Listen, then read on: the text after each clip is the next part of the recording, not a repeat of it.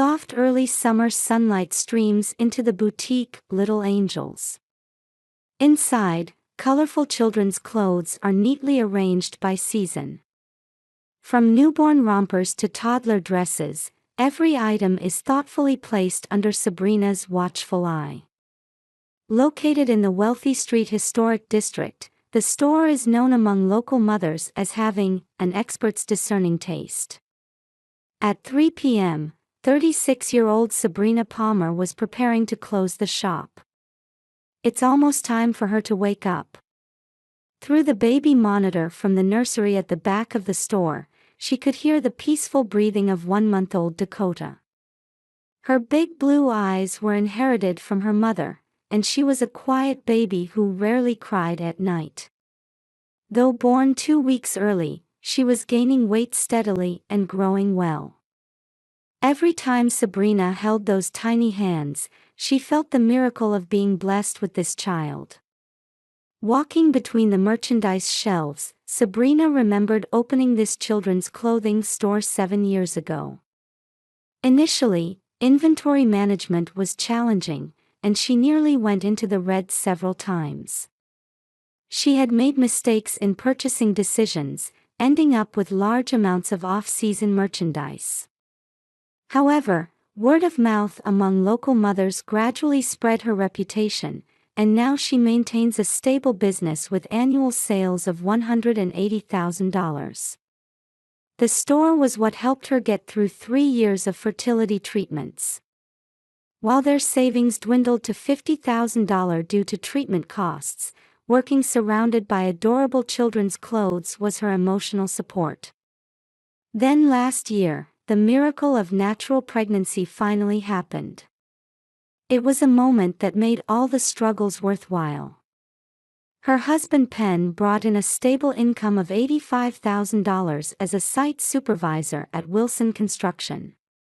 His meticulous and organized nature was highly valued at work, and his recent promotion should have been a joyous event for the family. He was an ideal husband who always made time to spend with family on holidays and devotedly supported Sabrina during her pregnancy. In their 5th year of marriage, their relationship was the envy of those around them. Their neat 2-story house in the quiet residential area of Easttown, Grand Rapids suburbs, was where they had realized their dreams. The modest yard featured a lawn that Penn tended to every holiday, and rose bushes he had planted by the entrance were blooming with early summer flowers. With 15 years left on the mortgage, the monthly payment of $1,800 wasn't light, but it was manageable for the working couple. Their annual household income exceeded $130,000, allowing them to live without financial worries. The upstairs nursery was a special space that Sabrina had lovingly created piece by piece before giving birth. Pale mint green wallpaper, a white wooden cradle, handmade mobiles. Small teddy bears and educational toys watched over the baby's growth. In the corner stood an unused rocking chair, with parenting books neatly arranged on the bookshelf beside it. They attended Grace Episcopal Church every Sunday and actively participated in church community activities. In particular, Sabrina was central to running the baby clothes recycling program. They had good relationships with their neighbors, enjoying weekend barbecues with the Reynolds couple who lived across the street. They always hosted Christmas parties where neighborhood children would gather. Such warm interactions created the richness of life in this town. Sabrina, I'll be home early today. At 6 p.m., a message arrived from Penn. With recent overtime due to his promotion, this would be his first early return in a while. She found it slightly concerning, given that his workplace project should be reaching a crucial stage. Thanks for your hard work. Could you stop by Meijer on your way home? I need to check Dakota's milk supply, and we're running low on diapers. Also, please get bread for tomorrow's breakfast. Got it. A brief reply. Something felt off about her husband's manner, who usually included emojis, but Sabrina convinced herself it must just be work fatigue. While preparing to close the store, Sabrina checked tomorrow's procurement list. She needed to include shopping at Target and Walgreens in her schedule. Life with a baby was a continuous series of detailed planning. Every day she handled everything alone, from ordering merchandise to inventory management. But for her, it was a happy kind of busy. Holding Dakota, who had awakened from her nap, Sabrina looked up at the sky. The gentle evening breeze softly rustled the leaves of the plane trees lined up in front of the store. Days filled with the joy of motherhood and love for her family. She believed this peaceful daily life would continue forever. No one had noticed yet that this peaceful twilight would be their last moment of tranquility. No one sensed the impending doom that was steadily approaching. Shortly after giving birth, subtle changes began. It started with Penn's reluctance to hold the baby. When Dakota cried, he would immediately move to another room. When it was feeding time, he would leave, citing work calls. There was no trace of the husband who had once proudly shown colleagues the ultrasound photos he kept in his wallet. Where had the husband gone who had shed tears of emotion during the delivery room birth? The baby's crying gives me headaches. Saying this, he spent more time secluded in his upstairs study. The sound of glasses clinking occasionally echoed from behind the door. Overtime suddenly increased. Even considering the busyness that came with promotion, staying past midnight became common. At first, she didn't question his explanation of a big project starting up. However, suspicious points began to pile up. His phone password was changed, and sudden work calls continued even on holidays. Wilson Construction wasn't supposed to do weekend work. She increasingly woke up to the sound of him talking to someone late at night. Her husband's voice from the living room downstairs was different from his calm daytime tone. Low, sometimes containing anger. I know. I can't right now. Even if you say that. I need more time. The voice of whoever he was talking to couldn't be heard. After hanging up, the sound of ice being stirred in a glass. She had also noticed the whiskey supply was rapidly diminishing. Bottles hidden in the back of the refrigerator were replaced weekly with new ones. Checking the bank book revealed unfamiliar withdrawal histories. Late-night ATM cash withdrawals, credit card usage at unknown hotels. Charges at luxury restaurants, shopping at brand-name stores. Sabrina's instinct as an accountant was raising red flags. One day, while cleaning Penn's car, she caught the scent of women's perfume from the passenger seat. Under the seat was a receipt from a luxury brand. The date wasn't her birthday or their anniversary. Even more concerning was the bundle of receipts in the glove compartment. Motel accommodation fees, payments at late-night bars, parking fees from unfamiliar places. At a church gathering, a wife of another Wilson Construction employee gave her a meaningful look. What should have been casual conversation over coffee suddenly turned into something like a confession. Do you know about Irene? Irene? Yes, from accounting. I'm sorry, I shouldn't have said anything. The abruptly ended conversation. Irene was, if she remembered correctly, a subordinate's wife. She had heard rumors about her being young and beautiful. The decisive moment was when he canceled Dakota's one-month checkup. He had promised to go together until the day before. A meeting came up that I can't miss. Over the phone, she detected a slight influence of alcohol in his voice. At 10 a.m., no less. She thought she heard a woman's laughter in the background. Could it be Irene's voice? Her anxiety grew. At 7 p.m., the heavy rain had subsided to a drizzle. After closing the store, she carried Dakota up to the second-floor nursery. It was time for milk. A peaceful space surrounded by pale mint green wallpaper. However, tonight there was a somehow oppressive atmosphere. The sound of the front door opening. Heavy footsteps climbing the stairs. The smell of alcohol permeated the room. Those footsteps were so unsteady they seemed unlike her husband's. "Pen? Have you been drinking at this hour?" No response. Her husband surveyed the room with bloodshot eyes. His suit was wrinkled, his tie askew. His gaze fixed on Dakota in Sabrina's arms. "I trusted you." His voice, muttering while leaning against the wall, suddenly turned into a roar. The air in the room froze. "This child isn't mine." At Penn's shout, Dakota began to cry. Sabrina instinctively stood in front of the baby. Her heart pounding.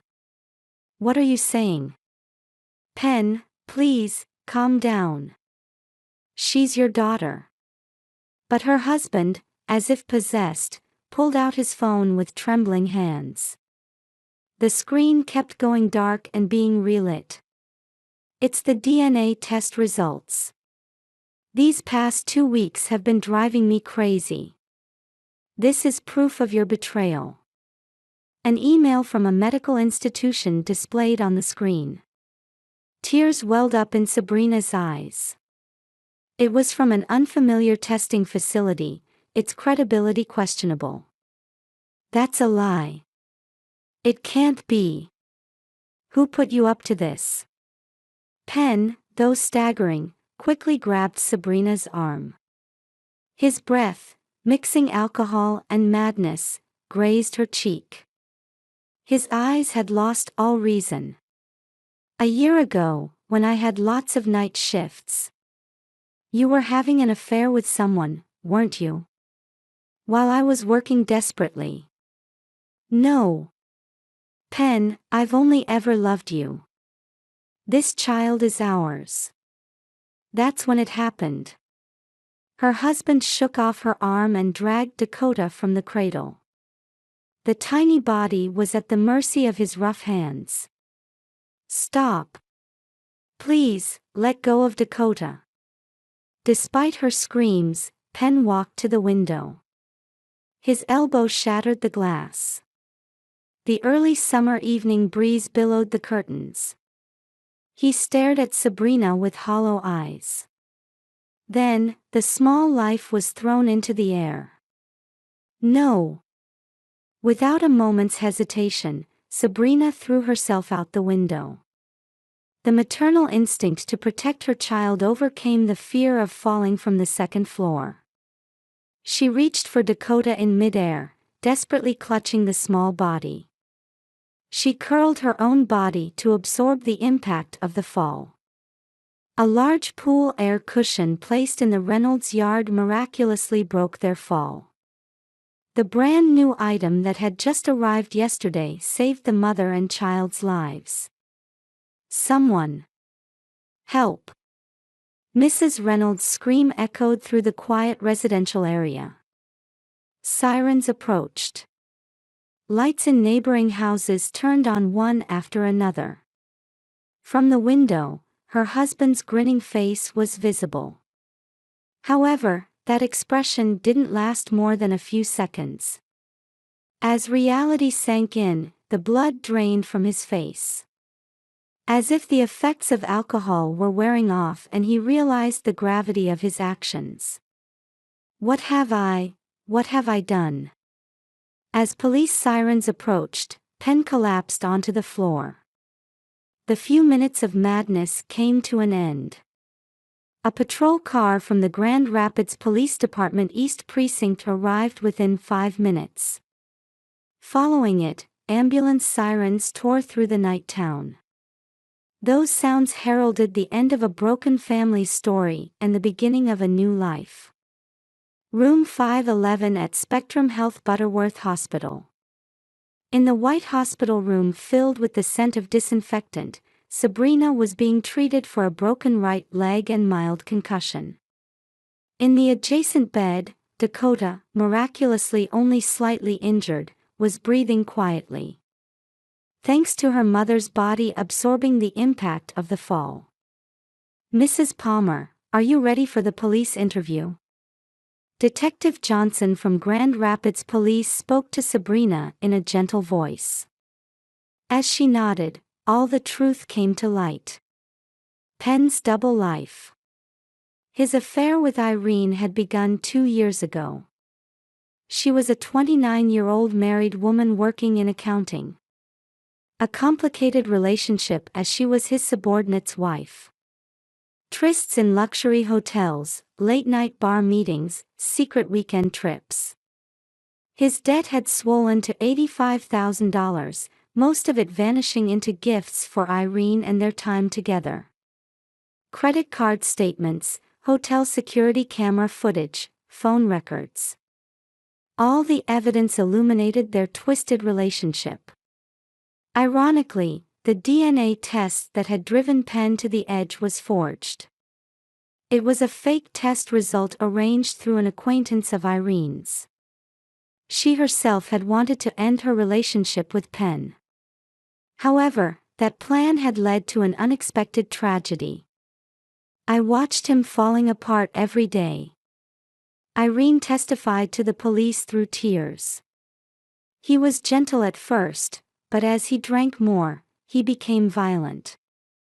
I couldn't take his domestic violence anymore, but I never thought it would come to this." The church community immediately began supporting Sabrina. Members of the Grace Episcopal Church Women's Group took turns visiting her hospital room, bringing homemade meals. The pastor set aside prayer time every Friday and promised to help with rebuilding life after discharge. The shopping district's people moved quickly too. Someone volunteered as temporary manager of Little Angels, others helped with inventory management, and some handled social media communications. The Wealthy Street Business Association, concerned about fixed costs during the closure, decided to provide 3 months of rent assistance. Everyone extended help in their own way. Kent County Victim Services dispatched specialized counselors. Regular sessions with trauma care specialists began, starting mental care for mother and child.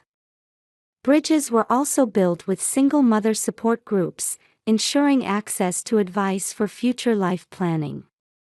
A local law firm offered pro bono legal support. They would help with everything from divorce proceedings, custody, property division, to legal measures for ensuring future safety. Penn's parents were also on Sabrina's side. "She is our precious granddaughter. Please let us provide child support. We'll take responsibility until Penn rehabilitates." 2 weeks after the incident, mother and child were discharged. Penn received an 8-year prison sentence with all visitation rights revoked. Though he would participate in rehabilitation programs in prison, there was no place for him to return in Sabrina and Dakota's lives. A new life was about to begin. The Reynolds couple offered their spare room, solving immediate housing concerns. Church volunteers helped with the move, and the new home was filled with warmth. In the middle of the night, Sabrina awakes and watches Dakota's sleeping face. Big blue eyes, tiny hands. An adorable profile just like her mother's. "Our future is definitely here." Even in darkness, hope shined bright. Preparations for reopening the boutique were steadily progressing. More people than before were visiting, and supportive messages on social media never ceased. Regular customers kept saying, "You're this town's treasure." Hey, Dakota. Sabrina hugs her daughter. Soft sunlight embraces them both. We have lots of real family here. Mama has grown stronger too. No one will ever break our bond again. Outside the window, a wind announcing the new season was blowing. It seemed to be blessing the beginning of a new story for mother and child.